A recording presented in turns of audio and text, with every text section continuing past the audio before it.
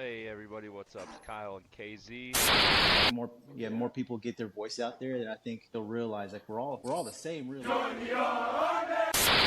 KZ decided, let's do it. Took the bait, so here we are. Veteran Chat Project.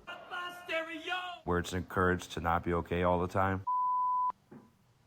Hey, what's up, everybody? It's Kyle. And KZ, what's up, everyone? We got another episode for you today with awesome guest we got tonight, Tony Dayton out of Tacoma, Washington, another Army veteran here to talk about his journey during and after the military and what he's up to now. What's up, Tony? How you doing? I'm doing well, guys. Doing well. Take two, right? Yeah, take two. We got a little issue, but no, we got the ball rolling now, man. Hey, so it's good to see you. It's great to have you on. We appreciate you accepting our invite to, come and speak to our small but growing following. Yeah, it'll grow, man. I'm excited to be here. If we even get one veteran tonight, that's what makes it all worth it. Heck right? yeah, man. That's why we sit down here. Yeah. We say it every night, even if it's one person listening and they want to hear us tomorrow and we're not there, or next week, then we're just someone else letting them down, and we don't want to be that.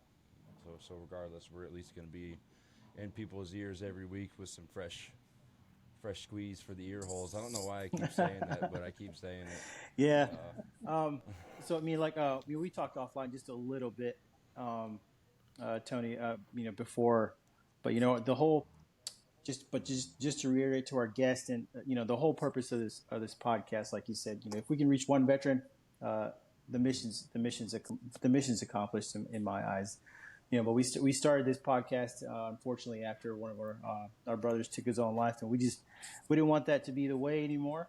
And then out there in social media, we hear all these awesome stories by our those special forces guys and guys with the tabs, secret clearances who hold those big shadows over us, unfortunately. But they're sharing their stories, and me and Kyle just sat down and it's like we should get a platform out there for guys like us who served 4 years, 8 years, 20 years, because I know they have stories. Out of the 9.5 years, I had stories and scars that I didn't want to talk about, but eventually did. So again, thank you for coming on today. Yeah, sorry to hear about your brother too, man. Oh yeah. Yeah, it's never easy.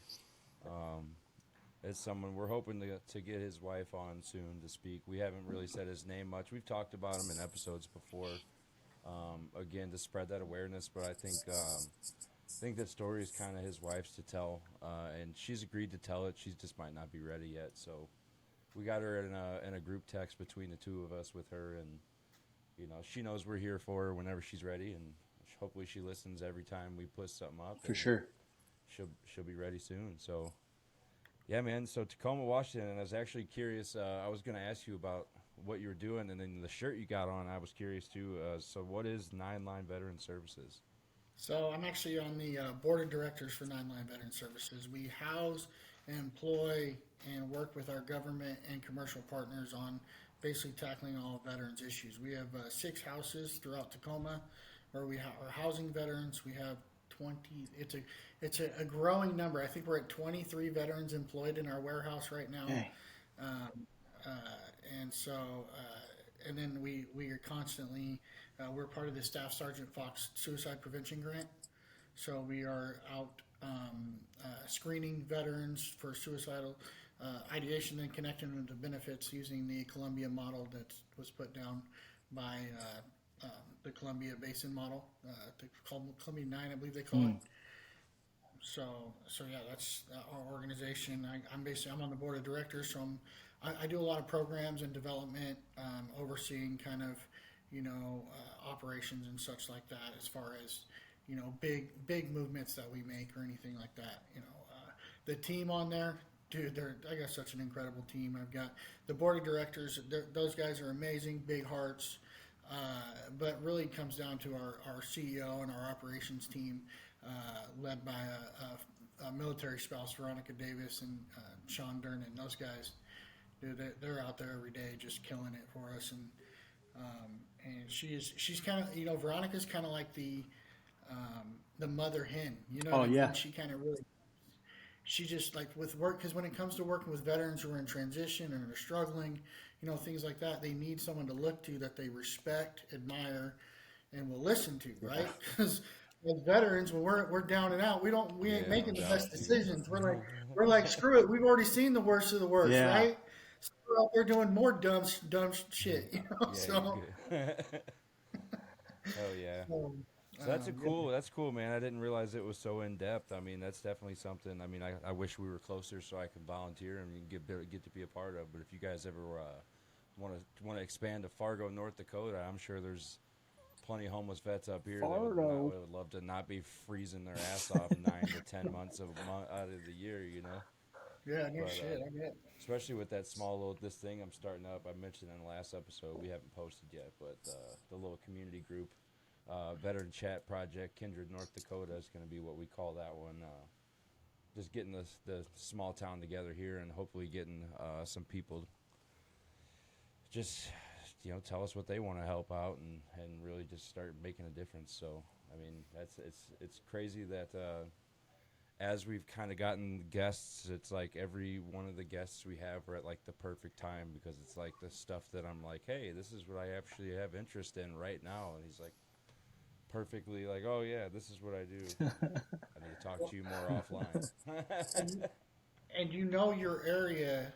your rural areas are a focus of the VA right now. Mm-hmm. That's what the Staff Sergeant Grant was designed to do. Staff Sergeant Fox Grant was designed to do, is to reach these rural like one of our counties we covered is Island County, and you can imagine in Washington we're not quite as rural as probably North Dakota, at least not in my head. I told you about my view. Yeah. Well, I mean, my town is literally like 900 people. Yeah. And it just expanded recently. Yeah. So there's opportunity for to get that's the focus, right? If that's the focus, that means there's things available to you to help those veterans. So absolutely, dude, that's awesome, dude. That's that's good to hear where you're at, what you're doing, helping the community out. Let's if you don't mind, let's take it back a bit. So you're Army veteran, right? Yeah, I was Army National. Oh, awesome. Guard. Where so when did you join out of Washington? Yeah, so I joined.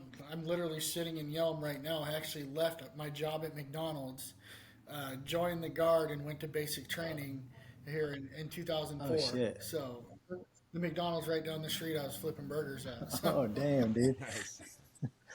Yeah. So 2004. What job what MS did you get when you? I was a 21 Romeo interior electrician. Oh, nice. So engineers.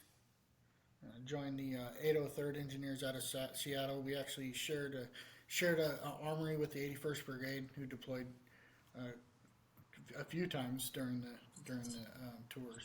So I just deployed the once. I deployed. I got there. What was it? End of 05. So and then I left about August, September 2006. So. That so I mean, so you did so deploying. Was there like and I've always wondered this, how is that with the National Guard, like with you're like what, like how is it training to deploy? Like, what does that look like for someone in the National Guard? Well, when we mobilize with all the active duty units. So we fly out to Fort Bliss and do the whole back and forth, and what is that, in New Mexico, I think it is the camp over there in Fort Bliss. So do the whole mobilization training, same as anybody else. And back then it was what the mobilization training was like, what, almost 3-4 months, wasn't it? Oh yeah. Yeah. So yeah, we did all that, and just same with active duty. I would say. My experience though was that when I went to go get my ACU pants, is they were all out. So I had one pair of pants and they didn't fit, and so I ended up getting like 3 others. I got like one pair of pants from a couple of guys in the unit each. So I had like all these pants that didn't fit while I was deployed. It was fun, I was like 18, 19 years old. I didn't care. Like, whatever. I got a belt. Just strap that shit on. I got a belt. Just like when I was in high school wearing my Jinko jeans, Oh, whatever. fucking Jinko jeans, dude. Some fucking floor sweepers. Dude, those are coming. Those are coming back, man. Oh, I used to no. have the corduroy style ones, dude. Oh, yeah. Corduroys. Well, Had like the blue ones with the fucking like neon green Jinko logo on the giant back pocket, man. I used to draw that dude. big ass boots. I used to draw that dude's like flaming head everywhere in my notebooks in school. Mine, I was one of those draw that little S Oh, thing, yeah. you know, the S. Everyone knows. no, yeah. So, I mean, my deployment wasn't, for me, it was a little bit different, right? I know Eddie probably shed some light. Bless that guy. Eddie is, dude, he's a powerful dude, man. That's He's a my good guy. dude. Man, he pumps me up every time we get to talk to Eddie. He pumps us up for sure. Oh yeah, dude. I love everything about Eddie, what he's doing. I love supporting his mission. He's just a great guy, man. Super. Yeah, when we grow up, we definitely want to be just like Eddie Lowry off the Oh, deep for end. sure. That's a shout. That's a shout out for our boy again. Yeah, exactly. So yeah, no, because again, without him, Tony, you wouldn't be here, and so again, we appreciate it, and yeah, man. So Eddie, moving on. Yeah. We're good. And I mean, that's that I think that kind of ties into why would he have me here, right? Like there's a story behind Yeah. what happened, right? There's a piece of what I mean, National Guard, whether it's National Guard, maybe guys will relate either way, but I mean, it honestly kind of breaks down like this. Like, I mean, so here's how I remember it, right? So basically, I'm young, right? And I'm eager, right? I'd watched a lot of Rambo movies, I'm young and eager, and I'm ready to go, right? And so when I get over into Iraq, I can, I kind of remember, I remember, the small arms fire in the background, the mortars, hitting close but not too close, things like that. I remember all that, kids throwing rocks at the truck, hitting off the side of it, like all that stuff, all that was kind of, but that wasn't the only things that I was dealing with, right? I was dealing with relationship issues. I was dealing with both my grandparents had just passed away pretty much 2 years prior to me leaving. And I mean, they were around me my whole life. It was like they acted as parents with my mom. You know what I mean?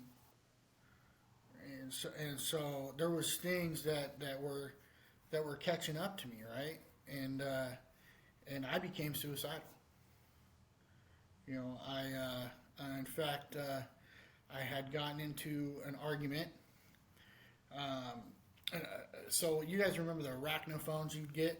Oh yeah. The arachnophones are paying like $200. I would say them super expensive ones that people just had to have. Yeah. So I'd jump on those, right? And then I'd argue, and then I'd go down to the little booth, the little phone booth, and I'd argue with the wife. And so I had that going on. I had this aura of life that just was shifting. You know what I mean? Like it felt to me like a medieval time country, and not like it would be nothing to just watch them come out and do a hanging or something like that. Like that would just be the norm, right? Like when you watch the movie, you kind of feel that this is the type of world it's in. Yeah, I mean, it really is. And I think it shifted. It shifted my brain, and so I actually went down. So I was ready. I was ready to put an end to it, right? So I went down. I sit down in the mortar pool. I get down. We got a meeting in the morning. I sit down and I'm just like, I'm just frustrated and I'm over it. And I'm done. I said, fuck it. I'm just gonna take my own life, right? So I put my M16 under my chin and I rock it back and I push my thumb down on the trigger. And it double feeds.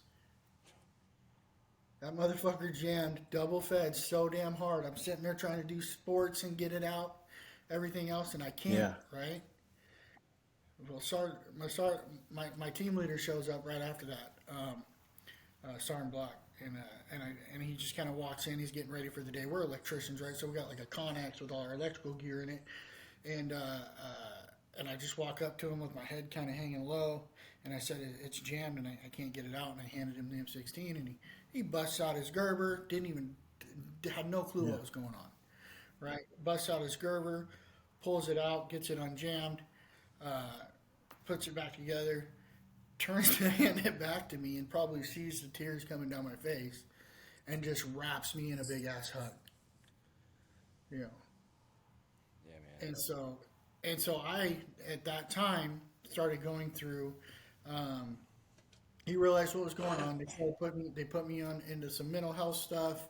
You know, I was seeing a major or a colonel, I believe, who was a mental health therapist. You know, he put me on a Celexa, I believe, at the time. They took my bolt for my gun, so I wouldn't have that, or my weapon, whatever you want to call it. Like, call it a gun now, right? We're out. Call it whatever you want. He's damn right. So yeah, and I went on like that, you know, and I mean, went on. I tried to call my wife at the time, you know, and it just wasn't. Nothing was going well, right? Like there was no good conversations. There was financial struggles. There was all kinds of stuff. So much so, like there was another time when I was just like, you know what, I can't take it anymore. And I just went up to my command and they took my bolt. I was like, here, just take this thing, take the bolt again. You know, I'm just not feeling good right now, you know. And I reached out, right? And my squad was so there for me, man. They were pulling me aside, like they were, you know, like they did everything they could. They made themselves available. They were like, you know, you know, but what do you do, right? It's so faux pas that at the time, like, we just don't really, you know, we didn't understand it. Really, you know, right. I think so.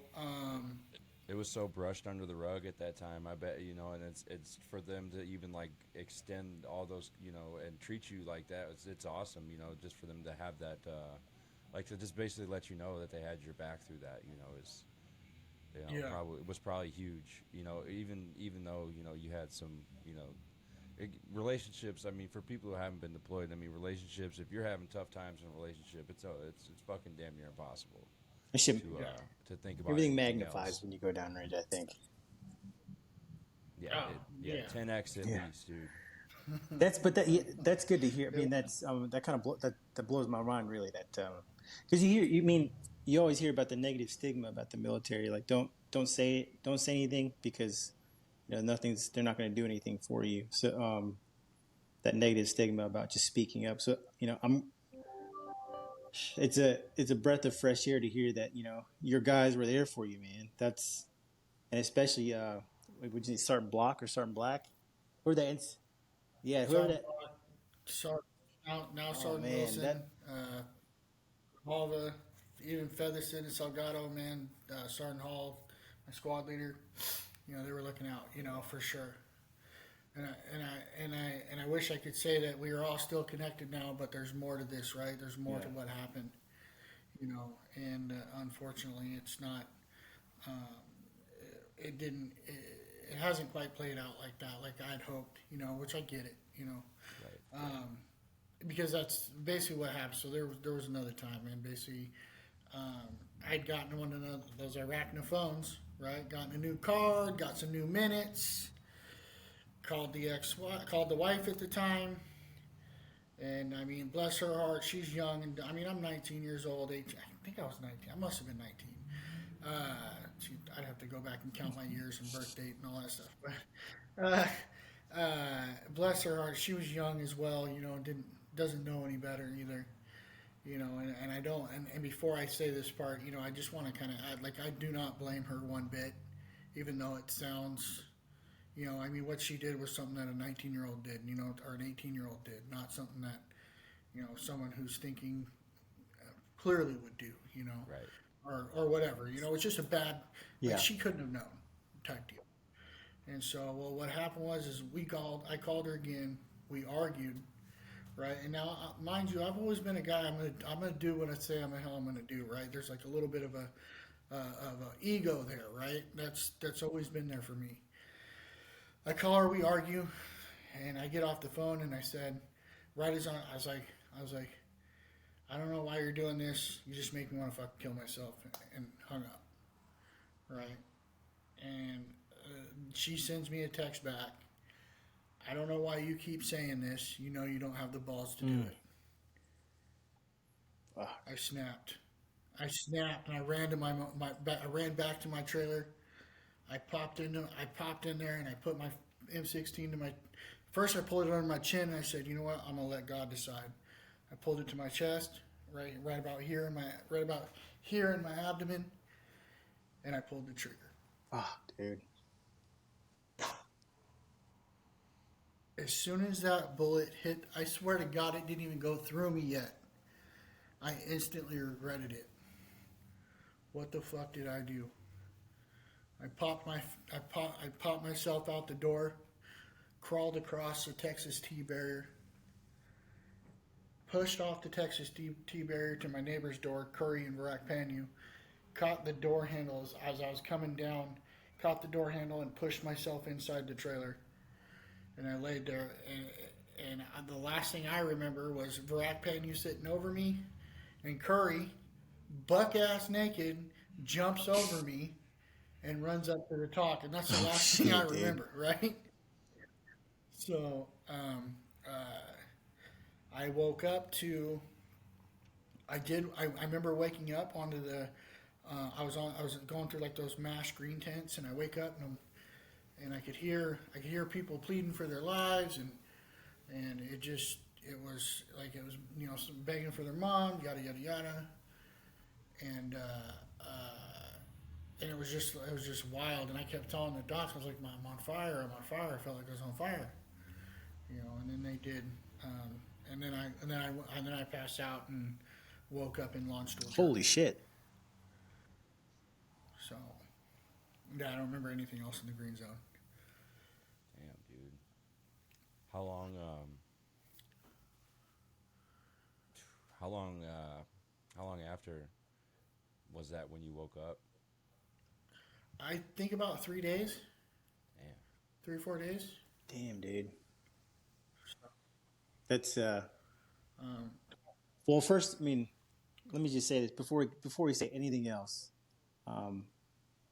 I really appreciate you sharing that part of your journey. So, you know, because that's some deep shit, dude. And but you know, yeah, Tony, thanks for sharing that part of your story, dude.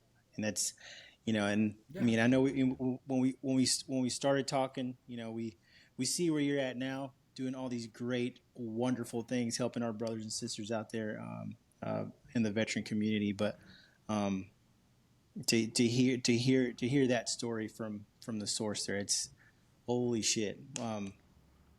How did your family find out like exactly what happened? So my mom found out. So I didn't learn this. I actually didn't learn this till 2011, 2012.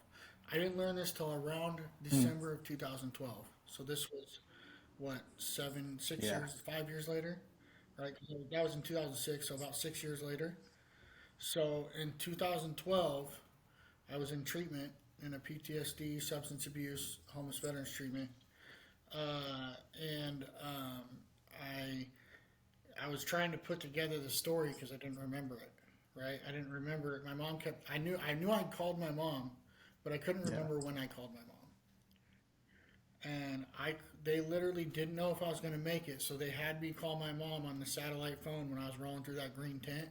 And all those people I thought I heard begging for their life and all that stuff, it all come rushing back in a massive amount of memories of me begging for my life, me calling for my mom.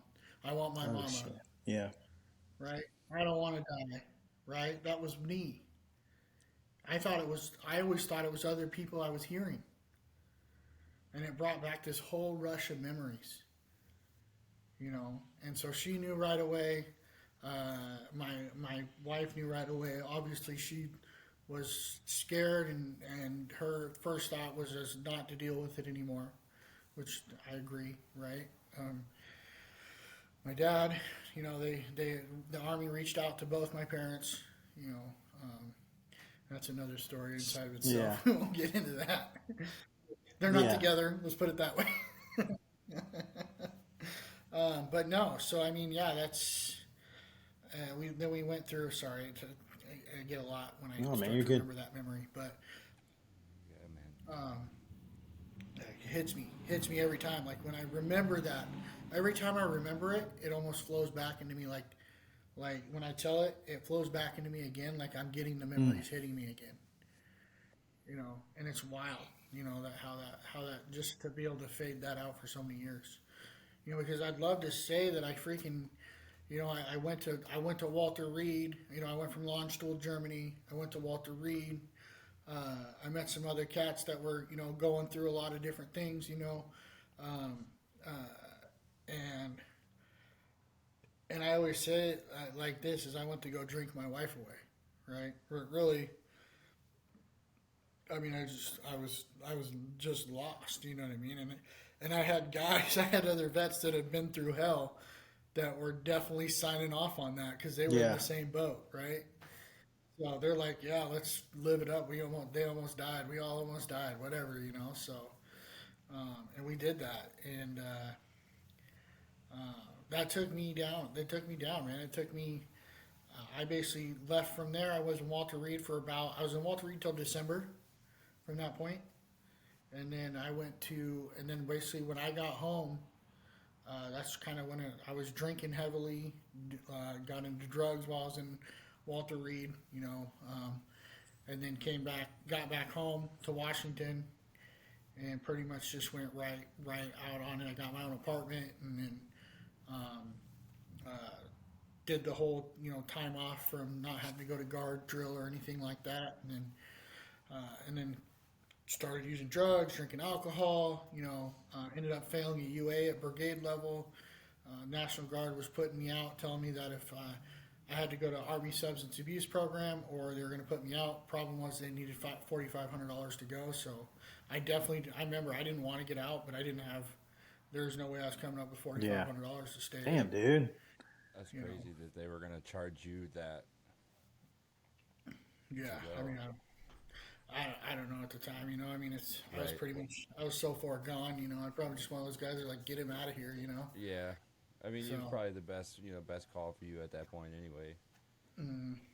So, yeah, and I did, I actually was, I had my own apartment, and then I ended up getting, now, mind you, I wasn't diagnosed PTSD, nothing like that. I ended up getting an assault charge on my neighbor's boyfriend. You can imagine why, right? Hot-headed guy, just came back from Iraq, out there partying, whatever. Picking off boyfriends. I guess, that's probably the Army thing to do, right? So, ended up getting an assault charge and couldn't go back to my apartment. So I went to jail for like 60, 90 days, something like that. And I couldn't go back to my apartment. So when I got out of there, I just started walking. And I did that till about November 4th, 2012. So, and then so one of those points of time, I'd been in jail a few times. They had actually had a mental health therapist talk to me, and they diagnosed me with PTSD in jail, Thurston County Jail. I had gotten an OTH out of the National Guard, other than honorable discharge. And so that's what I told everybody. I had another honorable discharge.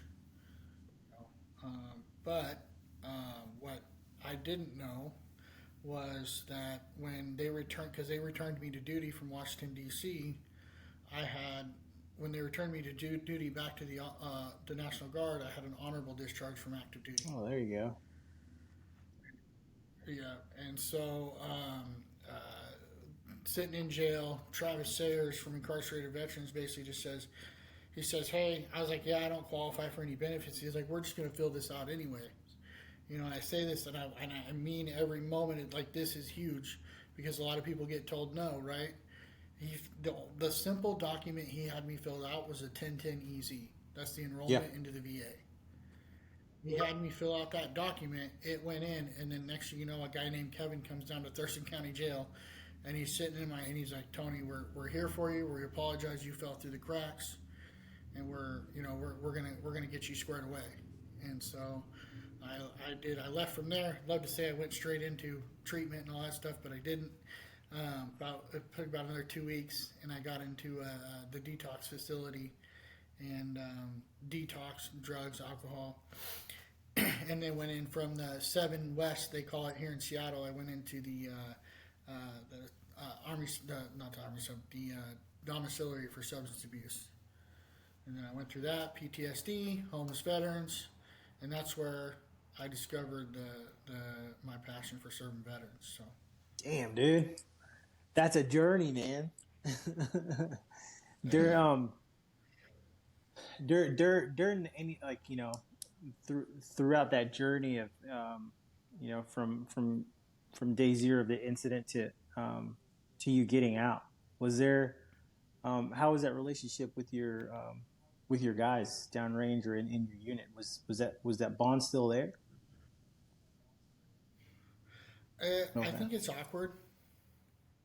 You know, I mean, I've carried shame with me that I left him over there without me. You know what I mean? Here I am. You know, I mean, if anything would have happened, I would have freaking absolutely regretted it even more, right? But yeah, I mean, there's definitely, I still have a connection with Good. a few of them. You know, Yeah. but not all of them, right? There's definitely some, there's some frustration there. You know, I don't know. You know, I haven't been able to really figure it all out. But yeah, you know, so there's definitely not. But I can't let that stop me from, you know, telling my story and making sure that I can help any other veterans that can hear that story and say, hey, this guy went through it Yeah. and he found his way through it. Well- So Yeah, I think more people like could really benefit from the like just the instantaneous thought of, you know, what did I do? It wasn't any other thought in that millisecond, except for that you wanted to live, and from there, you know, it was a fight for you to do that. You know, like you said, you want to let God decide. You know, and it seems like, I mean, he definitely chose, you know, for you to live, and then, you know, it wasn't going to be easy. You know, it was going to start hard, and it seems like it got harder. So I mean, I think that really puts you in a position to, to really, again, like, help a lot of people. So people like us, people like, you know, the veterans, they really kind of only tend to open up to people like them. You know, like with KZ says, with what he does, you know, sometimes people are in his office talking to him, and all of a sudden there's that vet on vet connection, and then the wall drops, and it's, you know, it's just two guys sitting in a room that are comfortable with each other having a conversation, you know. And you know, I think I mean, maybe some of that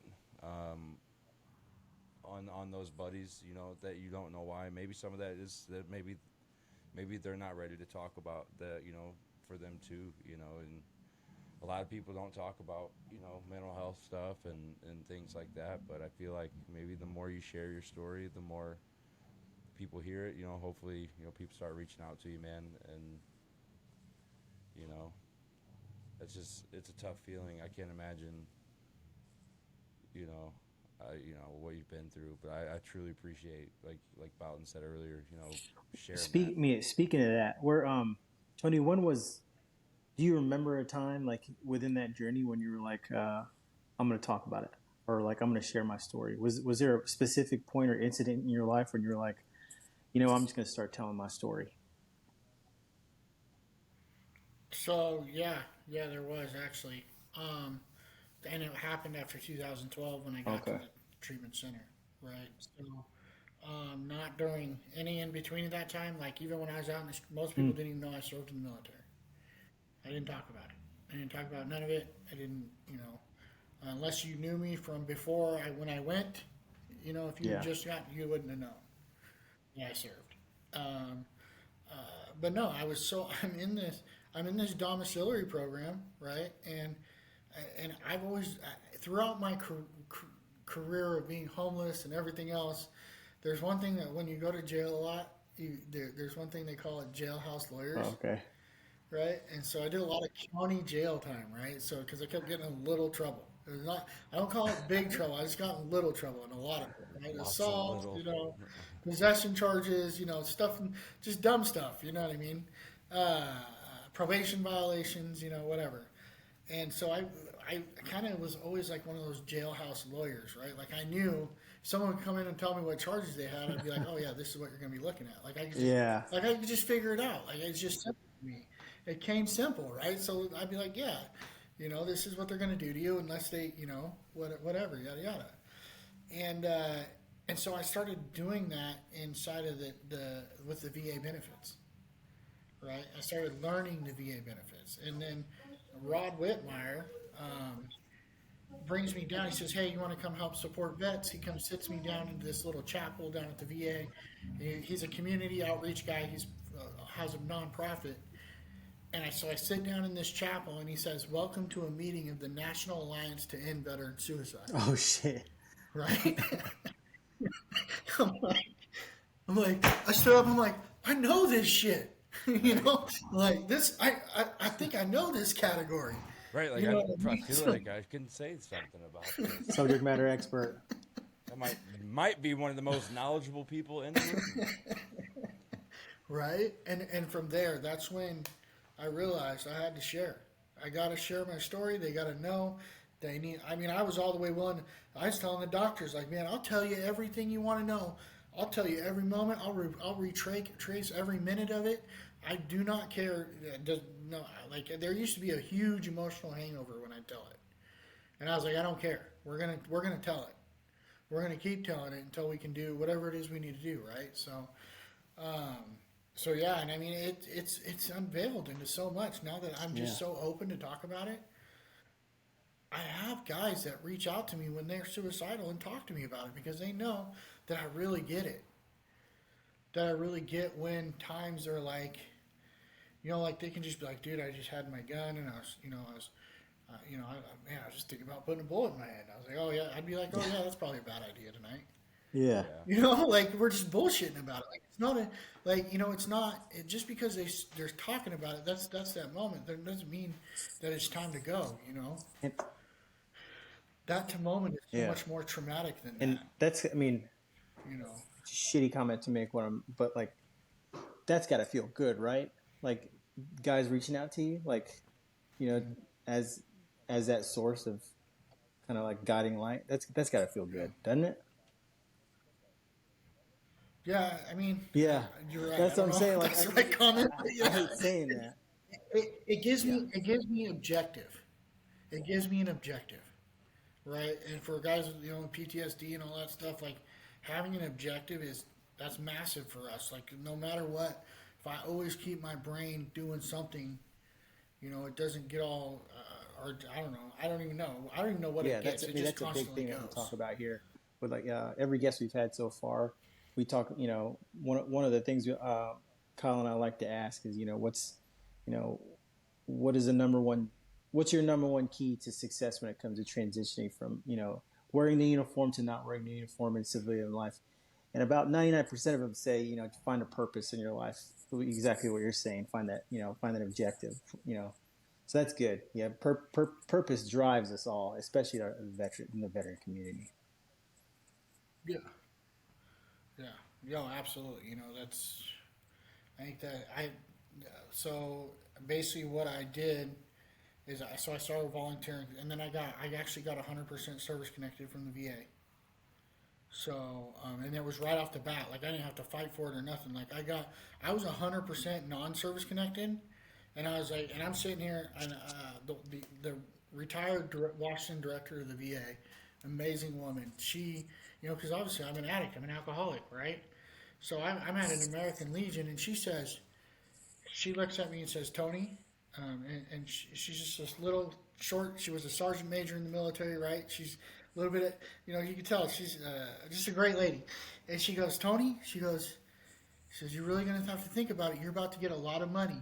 You got to think about what it is you're going to do with yourself. And I tell you, that woman struck freaking fear into my heart. Because I knew that if I got out of that treatment center with that kind of money, I was a dead man. Yeah. You know what I mean? I was a dead man. Like, there's no other way to put it, Yeah. And so, yeah, I mean, that's, I got 100% service connected, and then I just kind of, And I was able to volunteer a lot, right? I volunteered National Alliance. I got involved in, you know, VFW, all that stuff, you know. So, and I just kept doing, kept learning, perfecting my craft, you know, learning benefits, learning, you know, working with guys, making sure that they knew to. I'll tell you, a lot of guys I worked with, the first step was getting them enrolled in the VA. Not many of us know or realize even how to do that, because it took me. I got out in 2015. No. It took me 3 years just to figure that out, just because I was afraid to do it. My third year in advocacy, my uncle is a Vietnam veteran, right? Been going to the VA hospital for years, right? Didn't have a service-connected disability. Always thought that he should, basically he thought it was going to be automatic, right? Like he's just waiting for it. And he's just waiting for it, right? He's telling them all his problems, yada, yada, yada. We finally filed his VA disability claim. Would that have been 2015, 2016? And they gave him 50%. And I'm still blown away by that. Like they should have gave him 100 off the bat. I don't know what happened there. So, but yeah, so I mean, it's been that kind of stuff, you know, just completely immersed in veteran stuff and staying connected into a network of different organizations, kind of like we were talking about at the beginning. You know, so always popping new stuff. It's crazy. Yeah, I catch myself doing a lot of that kind of stuff when it comes to, because I mean, the company I work for, we're contracted with the VA to do compensation and pension exams for those disability claims. There's a lot of guys come in there not knowing what to do. It's weird. I agree with you. It's weird that these Vietnam vets. I wish we could stop seeing Vietnam vets walk through the door, just because like you should already be service connected. Like seriously, like, and it's not their fault. It's just like, damn, dude. Yeah. Yeah, I mean, some of the laws have taken a while to catch up. I mean, the Water Navy bill, right, and all that stuff in 2019. So, but yeah, it's crazy. And then to understand that VHA and what do they call it? VHA and what's the other one? So you got the Veterans Health, VBA, the Veterans Disability. Yeah. Yeah, and it's two different entities that don't talk to each other. These entities no, they don't talk to each other. The only way they talk to each other is if you set a document for the other one to go retrieve it from the other one. Yeah. That's it. So you have to understand that. Like if you're seeing a doctor for a disability, that's good, because when you go to file your claim or increase your claim, at least they'll be able to pull that evidence, you know. But other than that, there's a request for records, or a request to get it pulled. You know, so yeah. Man, I'm still just like kind of lost over like your story. I'm just over here like kind of just thinking about just kind of everything you've been through, and just I'm like, I don't know, man. I'm just completely impressed, you know, and I totally appreciate you, you know, sharing that with us again. Like, oh, for sure, dude. You definitely gave us a lot to think about, man. You know, hopefully, if you know listeners are taking away from anything from this, it's just automatically that, you know, there's always someone around that does want you to be around, you know, and if you can't find them, you know, just get out. I don't know. I mean, just you find us, you know. We'll be that people for you. I mean, Tony, you get a hold of him on Facebook. I bet he'll be that person for you. You know, I mean, shit. Tony,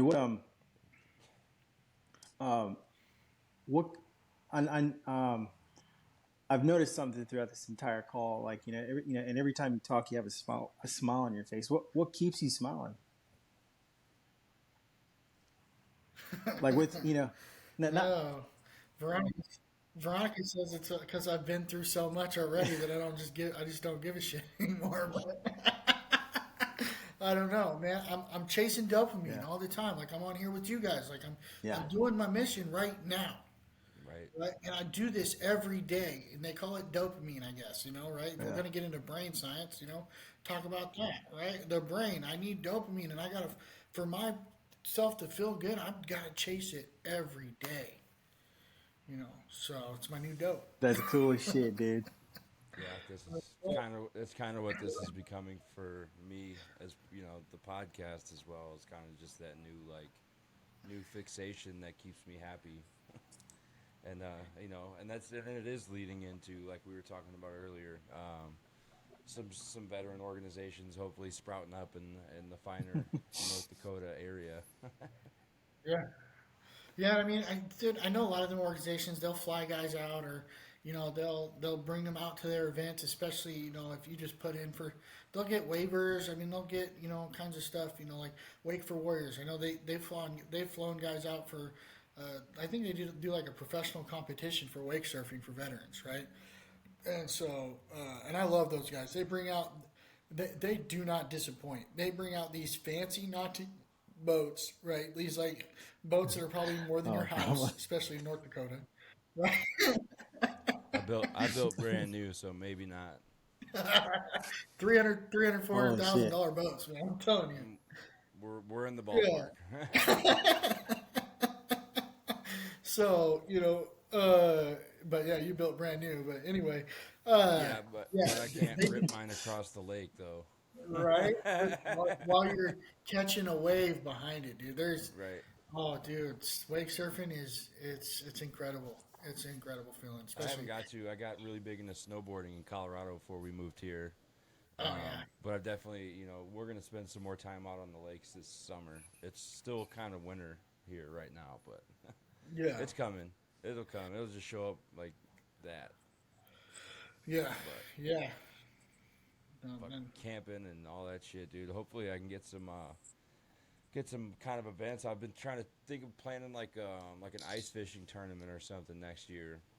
Like I could probably get some people to donate some ice shacks, or we could put them out on the lake together and have like a little community camp out on the lake, dude.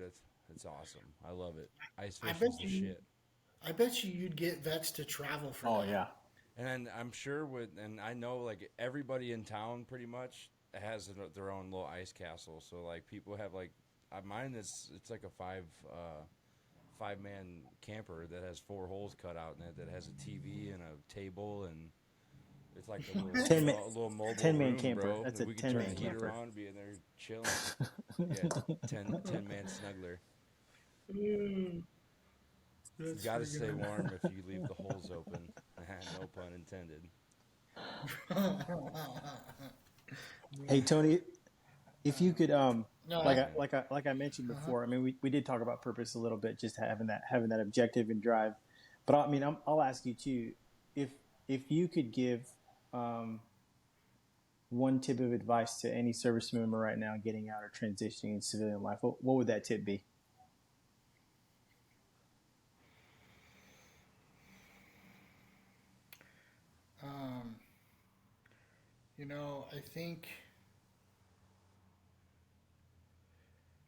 I think the thing I would do is start to put themselves out there, right? Get out there, be with people, right?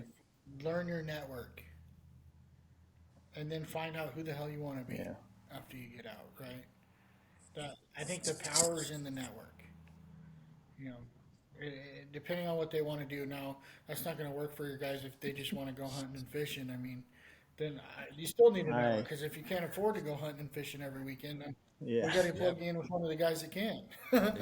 especially out here when people got hundreds and hundreds of acres that are private land, that it might just have that one guy show up at the meeting and be like, hey, guess what? I got hundreds of acres of private land we can hunt on. Like, let's go. I'm going to share this, and next thing you know, people are going to be commenting like, hey, how do I connect with Kyle? I want to go out there. I'm out in the Northwest, so we got... Hey, Veteran Chat Project, Kindred, North Dakota. We're on Facebook. It's about a 10-person group right now. Ready to But hunt you know fish. what? All great things, just like every beautiful tree out in the forest, it started off as a seed. I like to consider ourselves in the in the seedling stage of the plant life right now. You know, we're showing a little bit of life. We got some new growth. We're growing upwards. We definitely show potential for a beautiful plant. Yeah. And I like plants because my wife is a plant nut. So now I think the plants are actually like seeping into my brain. I think they actually say that they take over your brain. So now I'm over here talking about plants on my mental health podcast. Like, God damn it. Hey, growing veterans, baby. That's another one. Yeah. Hey, those guys Shit. love that stuff. Hey, the planning stuff works great for my wife's mental health. You know. Oh yeah, I'm married now, by the way. Super There we go, successful dude. actually now. No. Hell yeah, dude. We love that shit. Yeah, I'm actually I'm a mortgage broker, so I stepped into that about 5 years ago, and Hell yeah. and I haven't looked back, man. I've been super successful, specializing in VA, so my whole life consists around veterans and military all day long. Yeah, that's definitely my goal from here on out, man. I want to do as much as I can and just get as involved as possible. I'm a stay-at-home parent right now, so like I got the time. My little man can just come with me and do all these things with me. Yeah, yeah. I mean, you know, that shows in the way, right? I mean, Right? I know my grandma and grandpa brought me with them to all their, volunteering at food banks. I mean, my grandma was like the manager of the food bank. You know, so I'd go out and they'd have me moving boxes and everything when I was young buck with a strong back, working with 75, 80-year-old people. Yeah. So, that was dude. good times. How's the so you've been a mortgage broker for the past 5 years, you said. So I mean, this is kind of off topic of mental health, but how was that with everything like COVID related in the past like 3-4 years? I bet, dude. Oh, it was wild. Our market got just like if you were in the mortgage business, it was you were doing great. You were doing great. Yeah, there's no other way to put it. You were busy. You were working a lot, and you know, I mean, to be truth be told, it gave me the opportunity to really learn a very complicated business. Right? I mean, it's a complex business. No matter how you look at it, it's to the naked eye, someone who doesn't trained in it, it's complex. A lot of numbers for me, dude. So it's made, Yeah, it is. you got a lot of systems that manage terminology. Terminology, working with people, in sometimes in high stress situations, So I mean, it's definitely, it's been interesting, but I think it's been a key component to keep my mind busy. Because it's constant. I'm constantly thinking. I'm constantly putting together puzzles of people's lives. To make them work, right? Because I don't, I'm not holding any. You basically come into my office. It's not. You don't qualify. Yeah. It's here's what we got to do and when. Right. So I take on everything. It's because where my heart's at. That's why I'm here. What's been the put people's lives back together. Like, what's been the biggest takeaway as far as like veterans trying to buy houses that you could tell other guys out there who haven't done it yet?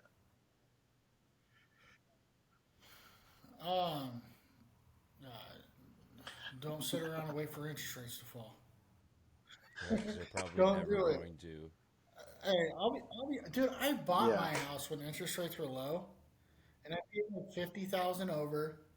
I had to pay my own closing costs. Yeah. All that stuff. You know what I mean? Like, and there's times in the market when the rates are higher, it was like people were getting like $100K in equity off the bat because nobody was offering on the home. And so I wouldn't say it's shifting back to that already, but I mean it's definitely just I wouldn't wait. It's get in there and start. The thing is that people that own a home are like 40 times more wealthier than people that didn't before COVID. 40 times more wealthier. So if you're not in the game, you're on the sidelines. Thank God. I mean, definitely. We like we're first time homeowners for now. For I think this is month 8. So yeah. Oh, they said the same thing. There you go. You're in they're there. like, yeah, we're not going to wait for the race to go down. Let's not wait on that. Let's just do it now. I was like, okay, let's go. dude, you can refinance when rates go down, and now you Yeah. probably got in there for a pretty good deal.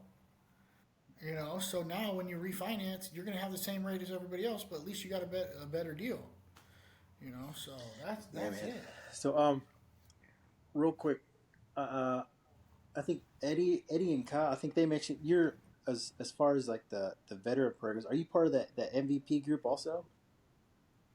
What do you think about that so far? We just Yes, joined last week. dude, Yeah, I I love missed the it. meeting yesterday because it's just at that it's at nap and bath time, man. My kid loves his bubble baths, bro.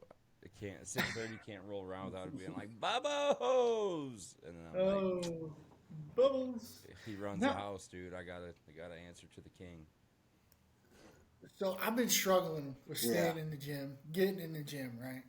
But MVP, so I started going, right? This is, I don't know, 4 or 5 months ago, right? And I started going, and I was trying to go as regular as I can Yeah. because it's about an hour drive to there for me, so there and back. And so I started going, and I'd make sure, like every week, if I'd missed, my wife would be like, "You should have went to the gym. You should have went to MVP," right? Because that was the only workout I was doing once a week, right? And I just kept going and getting to know the guys, like the guys, and dude, it's a tight group, right? And we get to do the fun stuff. We get to do the stuff like going to the football games and like it's connected into all the NFL and pro athletes and all that stuff. That's all Yes. fun and nostalgia and all that. But it also the other side of it, because I kept going and knew that I had that commitment to go.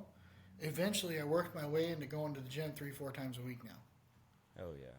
So I go to MVP once a week, and the only time I miss MVP now is if I got something going on that Thursday night, right? If I got some other event commitment I have to do. So I'm at MVP every Thursday, so I got one day in, and then I hit the gym at least 2 more times during the week. And I try to go 5. I try to do 5, but I know that's, with having to do meetings and everything else and not knowing when they're going to be, sometimes I'm missing them. But I do. It's kept me going to the gym, and now I'm going regularly, and I'm already starting to Good for see you, dude. results from it. So, Hell yeah. yeah, Hell it's yeah! huge. I wish ours so the Midwest one's in Chicago, so it'd be an online How meeting far? for me. I How can't go far to is that from Chicago you? every Tuesday. Shit, I don't know. If just guessing, I mean, Oh it'd have to shit. be at least 12 to 14 hours, if not That's more. not too bad. Yeah. The online one's good. Huh? How is the online one? I haven't really done it. So, like I said, this was our first week. We signed up last week after kind of chatting with Eddie about it, and then the meeting was at 6:30. So, I mean, my wife wasn't home from work yet last night, so I didn't get a chance to join in because I had my kid, and I didn't want to like try to work out and watch a 2-year-old and try to put him to bed at the same time, and then not be as present as I wanted to be in the meetings. But I got the email about what the meeting was about, and I've been in contact with the like the leader Drew from the Midwest chapter or however you want to call it, Yeah, I Yeah. think it's a region chapter. region. I don't know. So it covers like basically what us, Wisconsin, Minnesota, North Dakota, South Dakota, East Dakota, West Dakota. Yeah. This is the one I'm not a leader in. I'm just in the group. I'm just a member Yeah, in this. Yeah. yeah, no, I just show up. yeah. That's why I was like, I want to start going. I'm gonna start chiming in, looking. It just had the baby 6:30. I'm gonna try next week. Yeah, I mean, it's good. It's good for your health to stay active, right? So, I don't know where you guys are at, but my Oh, vet dude. knob was getting out of control.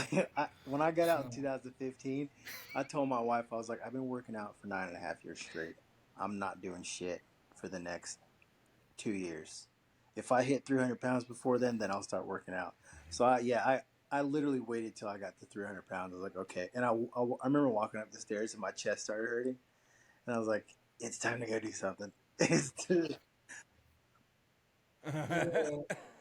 Oh no, Oh, it's fuck hard. yeah. It's so much harder to get it off now.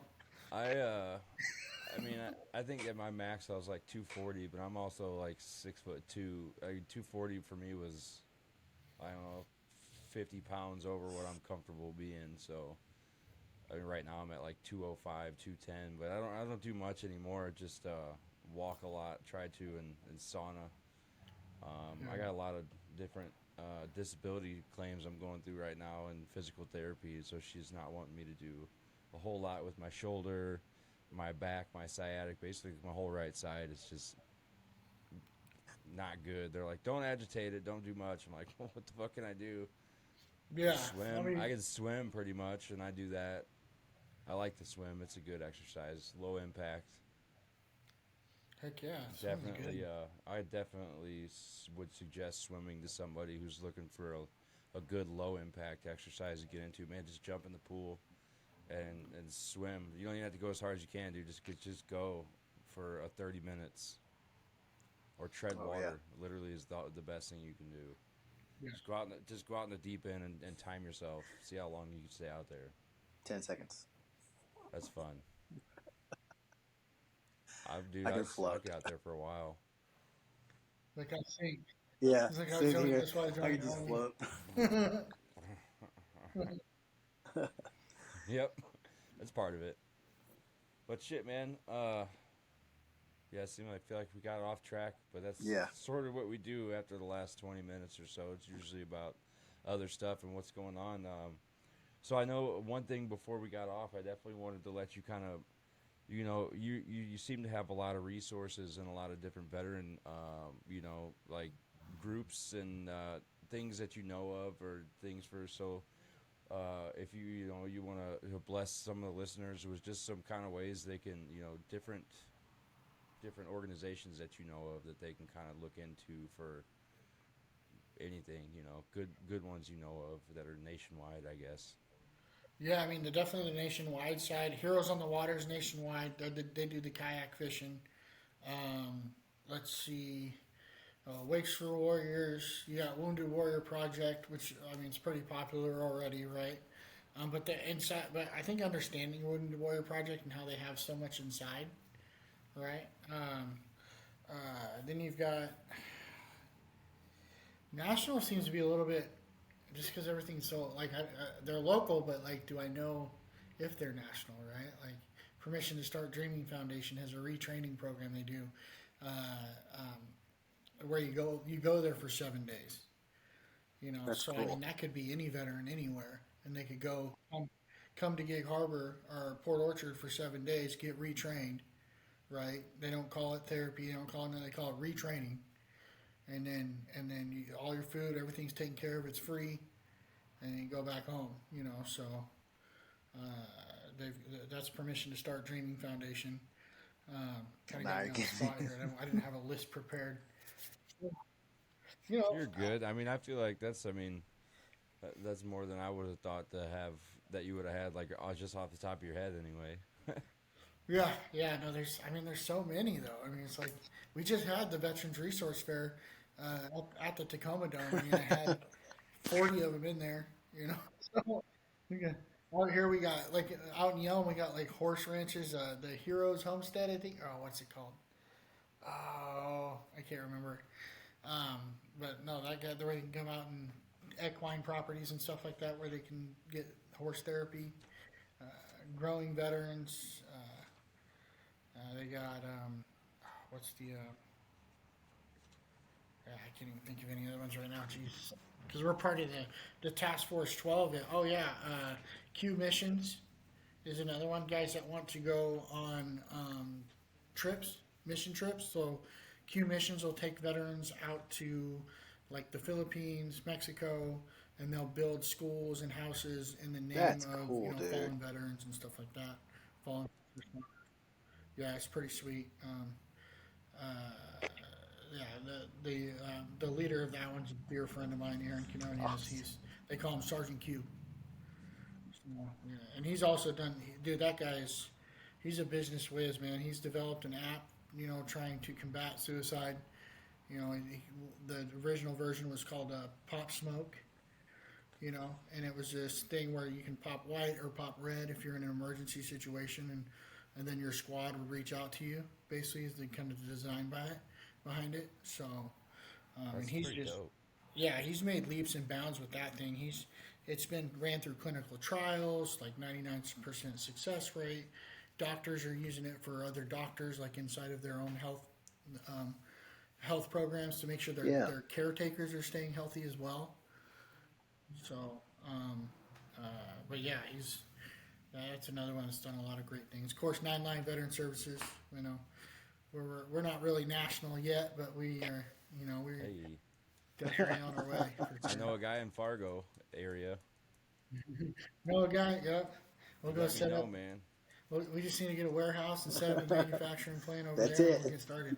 Well, I got a guy that would. I honestly got a guy that would probably help fund something like that. Yeah. Yeah, he's one of the major home builders in the area. He's actually building a lot of shit right now. But I mean, we got room, is what I'm saying. I got room to build a warehouse, dude. I got room for a warehouse. All those flat fields I'm imagining. I'll With send you a mountain. picture later. Yeah, dude, it's out my back door is literally 24, 25 miles of farmland. I mean, with houses scattered in between, but I mean, we live in a small neighborhood that's basically in the middle of farmland, about 25 miles southwest of Fargo. Yeah. So, North Dakota State University would probably be the biggest thing if there's any like major sports or anything in the area. We go to like NDSU games. Yeah. But that's pretty much all we got. I think I'm gonna get some tickets to the Fargo Moorhead Redbirds, or like a single A ball. Isn't that Carson Wentz? Is he out of you guys? Yep. Carson Wentz, NDSU. Trey Lance was their Oh, last one. shit. Oh, was it Trey Lance out of there too? Trey Lance was out of there too. Christian Watson on Green Bay Packers, the wide receiver rookie last year. That's another NDSU guy. So I mean, one of these days, man, we can get those guys going to MVP too. You know. That's right. You gotta tell them. You gotta tell them right now. Hey guys. Yeah. Show Hey, 'em. what's up? Tag them up. Let's go. Come on, Carson. Well, That's shit, I bet easy. he's probably got not much better going on at this point, you know. I don't know if Izzy's working this year or not yet. Did he get signed? I'm sure. Yeah, I don't know if he has yet, but I'm sure he will. He'll He's get a still- job. Yeah, he's still pretty good. AJ McCarron's going to take his job, though. He went and dominated in the XFL for St. Louis. Yeah, he did. He lit it up, dude. St. Louis isn't St. Louis the one that didn't make the playoffs and they're all hot about it, or is that? Yeah, that's they were cool. pissed about it, yeah, because it was like off a tiebreaker, somehow how the XFL tiebreaker works. Yeah, So against I the think Vegas, yeah. yeah. Woo! I'm Go like, Dragons! I mean, I like it. It's cool. I think that St. Louis was awesome, and how they showed out against Stan Kroenke and saying that St. Louis isn't a football city, because it's absolutely 100% a sports city. I mean, I don't even live there anymore, dude. I got nothing but St. Louis gear. Yeah. They sold more tickets than anybody this year. They sold more tickets than anybody the last, 3 years of the XFL combined.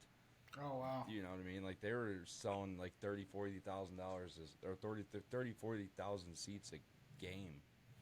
Well, I mean, they don't have a team anymore in the NFL, Right. so Yeah, but they were like, oh, well, it's the same dome the Rams used to play in. yeah. So, but yeah. Anyways, man, shit. I guess that's gonna be it for I us do have tonight. one What do you question think? just to You got lead us anything, off here. KC? I know we got talking about some awesome stuff like services and outreach programs, but Tony, if you could look back at your journey so far and where you're at now, do you regret any decisions you've made so far? Oh, okay. Depends on when you ask me. Yeah, I mean, is there other areas of my life where I wish I would have continued on and not, Yeah. would have, maybe things would have been different? I mean, I absolutely think about it. Do I regret the fact of everything I did to be where I'm at now? Absolutely not. Hell yeah. I had to do it to be who I could be now. Although I really wish I would have stuck with baseball and all that stuff in my high school years. Oh yeah, dude. Just seems fun, right? Yeah, dude. Yeah. I mean, I think they're simple regrets, right? Like ones that, other than that, no, I mean, I had to go through what I had to go through to be where I'm at, and, hopefully, kind of like I shared my, hopefully some of those guys will see it that way and I can eventually reconnect with them and make amends to them, tell them I'm sorry, man, I was dumb, Right. So that's You not know, what I was. it wasn't you. It was you, like you said earlier about your wife at the time. It wasn't her. It was a 19-year-old kid who made a rash decision to say what she said, and the same thing. You were a 19, 20-year-old kid in a shitty situation. Yeah. Only saw one way out, and thankfully, God didn't let you do that. Or Oh, whatever. hell yeah. Kept you around, kept you alive, and. That's fucking awesome, dude. I mean, I can't thank you enough for what you're doing. I mean, not even just for coming here to talk to us, just for still being here and being able to share, that story and that journey. And I believe it's going to help so many people that, I mean, no matter what, you should always be, proud of that journey. Like you said, that it might have some shameful days or whatever, but ultimately, like as many people as you've saved now, and it's going to grow exponentially, every day for the rest of your life, and I think that's fucking beautiful, So again, like I appreciate you coming on and talking with us and sharing your story. I really hope to stay in contact with you and continue to help each other and support each other in any way we can. I like to wrap up and tell people, like once you come on the show, you kind of join a brotherhood or a familyhood of other people that have been on and will be on we'll be on after, and I got a little Facebook group that's a private group that I'm starting to get everybody together that's been on, so like we can kind of use it like an idea swap and just kind of be there for each other, so to speak, and so, I appreciate it, man. Hell yeah, dude. Thanks so much, guys. Thanks for having me. All right, man. Well, thank you guys so much for listening. Yeah, man. If you guys want to reach out to Tony, he's on Facebook. He's on Instagram, I believe. All the things he's out there. But yeah, man. Thanks again, and you guys have a good night. All right.